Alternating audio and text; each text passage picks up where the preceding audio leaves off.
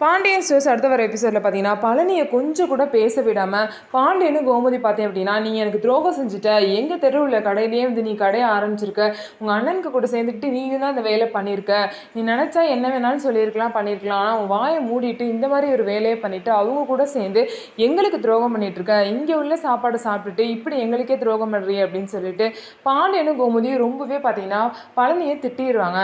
கதிர் பார்த்தீங்கன்னா அவர் கொஞ்சம் பேச விடுங்க மாமாவை அப்படின்பாங்க. என்ன மாமா மாமான்னு சொல்லிட்டு இருக்க, இனிமேல் எந்த உறவும் கிடையாது, இனிமேல் இந்த வீட்டுக்கும் உனக்கும் எந்த சம்மந்தமும் இல்லை, இனிமேல் வீட்டுக்கே வராதுன்னு சொல்லிட்டு பாண்டியன்னு சொல்லிடுறாங்க. கோமதியும் அதே தான் சொல்கிறாங்க, இனிமேல் இந்த வீட்டுக்கு வராத, பச்சை தண்ணி கூட என் கையால் உனக்கு கொடுக்க மாட்டேன் அப்படின்னு சொல்லிட்டு பழனி எல்லாம் வெறுத்து ஒதுக்கிடுறாங்க. ரொம்பவே கஷ்டப்பட்டு மனம் உடைஞ்சு பழனி வீட்டை விட்டு போய் அங்கே கடைக்கு போயிடுறாரு. அங்கே போய் நடந்த விஷயத்தெல்லாம் சொல்கிறாங்க. எல்லாரும் அவங்க அம்மாவும் பார்த்தீங்க அப்படின்னா ரொம்பவே கஷ்டப்படுறாங்க, இந்த மாதிரிலாம் நடந்துருச்சு அப்படின்னு சொல்லிட்டு.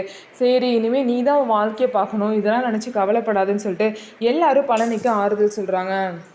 உடனே சுகன்யா பார்த்தீங்கன்னா இந்த மாதிரிலாம் நடக்குன்னு எனக்கு முன்னாடியே தெரியும், அவர் வந்து பெத்த பிள்ளை மாதிரி உங்களை பார்ப்பேன்னு சொல்லுவார், ஆனால் கண்டிப்பாக பார்க்க மாட்டார், பெத்த பிள்ளைங்களை வேறு மாதிரியும் ஒட்டிக்கிட்டு வந்த உங்களையும் வேறு மாதிரி தான் பார்ப்பாரு, அப்படி தான் நடக்கும்னு எனக்கு தெரியும், நீங்கள் எதை பற்றி கவலைப்படாதீங்க, நல்லபடியாக நம்ம கடையை நடத்தலாம்னு சொல்லிட்டு வீட்டில் உள்ள எல்லாருமே சொல்கிறாங்க.